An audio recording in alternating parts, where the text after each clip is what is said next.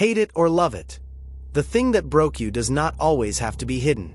Sometimes it becomes the part of you that shines the most. That's deep.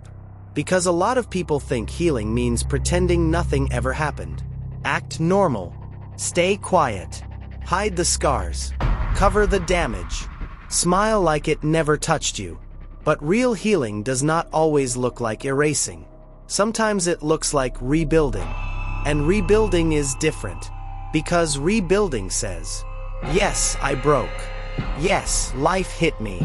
Yes, some things changed me. Yes, some pain left marks. But I'm still here. That matters. There's a reason the idea of Kintsugi hits people so deeply. When pottery breaks, they do not always throw it away. They fill the cracks with gold. Not to pretend it never broke, but to honor what survived. Read that again. Not to hide the break, but to honor what survived. That's the part people miss. Your scars are not always proof that you are ruined. Sometimes they are proof that you healed through something that could have buried you.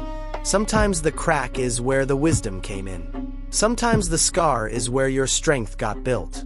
Sometimes the pain did not destroy your value. It revealed it. And no, I'm not romanticizing pain. Some things hurt for real. Some losses changed everything. Some betrayals left damage. Some seasons nearly took the life out of you. That is real. But even then, what broke you does not get the final word. That's power. Because too many people spend their lives trying to look untouched, trying to look polished, trying to look perfect, trying to hide every wound so nobody sees the history. But my friend, some of the strongest people you know are not strong because they stayed untouched. They are strong because they learned how to carry truth without collapsing under it. That is different. That is gold. Because anybody can admire beauty with no story. But there is something deeper about a person who has been cracked by life, reassembled by grace, and still found a way to shine. That kind of strength is not fake.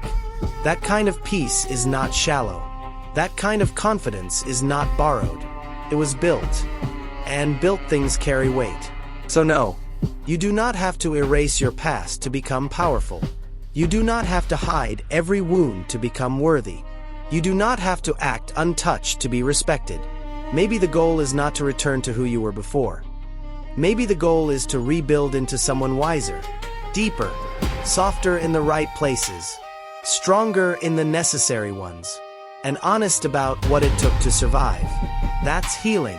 Not pretending the crack never happened, but filling it with something valuable. Truth, wisdom, self-respect, boundaries, clarity, faith, grace, depth, gold. So if life left marks on you, do not rush to hate them. Some of those marks are proof that you made it through what was supposed to finish you. And that makes you more than damaged. That makes you refined. That makes you rebuilt. That makes you dangerous in a different way. Because now your strength has history behind it. If this hit you, comment. Fill it with gold.